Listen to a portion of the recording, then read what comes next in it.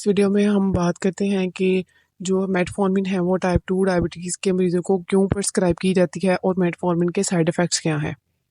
ان type 2 diabetes کے مریضوں کو اس لیے استعمال کی جاتی ہے کہ ان میں انسولین جو ریزسٹنس ہو رہی ہوتی ہے، مطلب انسولین بن تو رہی ہے مگر انسولین اپنا کام ٹھیک طریقے سے نہیں کر رہی۔ ڈیفینیٹلی جو میٹفورمن ہے وہ ڈاکٹر ہی آپ کو پرسکرائب کرے گا، ڈاکٹر کے بغیر آپ نے خود سے یہ کبھی بھی میڈیسن نہیں لینی، کیونکہ میٹفورمن کے سائیڈ ایفیکٹس ہیں۔ اس کی وجہ سے الرجک ریئیکشن ہو سکتا ہے، جسم پر سوزش ہو جاتی ہے، سانس لینے میں مشکل ہو جاتی ہے۔ یہ ایمرجنسی سچویشن ہوتی ہے جس میں آپ کو ہاسپٹل جانا ہوتا ہے۔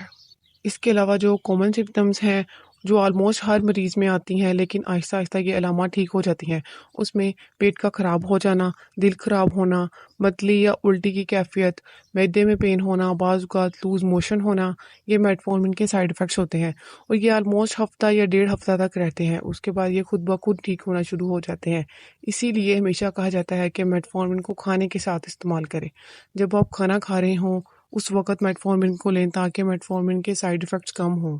اس کے بعد میٹفورمن سے ایسیڈوسس ہو جاتی ہے، آپ کے جسم میں تیزابیت بڑھ جاتی ہے۔ اگر کوئی بندہ میٹفورمن استعمال کر رہا ہے، اس کو ایک دم کمزوری فیل ہوتی ہے، اس سے چلا نہیں جا رہا، ہر وقت تھکا تھکا فیل کر رہا ہے، اس کو ڈاکٹر کے پاس جانا چاہیے۔ ہو سکتا ہے کہ یہ خون میں تیزابیت کی وجہ سے ہو رہا ہے۔ جو بندہ میٹفورمن لے رہا ہوتا ہے اس میں وٹامن B12 کی بھی کمی ہو جاتی ہے۔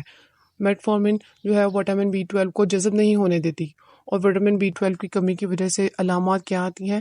تھکاوٹ رہتی ہے، ہاتھوں اور پاؤں میں ایسے لگتا ہے جیسے سوئیاں چبھ رہی ہوں، اور پاؤں میں جلن ہونا شروع ہو جاتی ہے۔ اس کے علاوہ میٹفورمن کا جو گردوں پر بھی اثر ہو سکتا ہے۔ کسی کو اگر گردوں کا یا دل کا مسئلہ ہو تو پہلے سے ہی اپنے ڈاکٹر سے مشورہ کر لیں، ڈاکٹر کو پہلے بتا دیں۔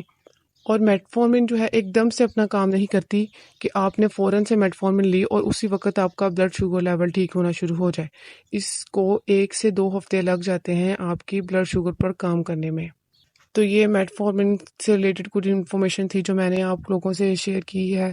پچھلی ویڈیو جو ہے آپ کو میں نے بتایا تھا کہ اس کے یوزز کیا ہیں میٹفورمن کے۔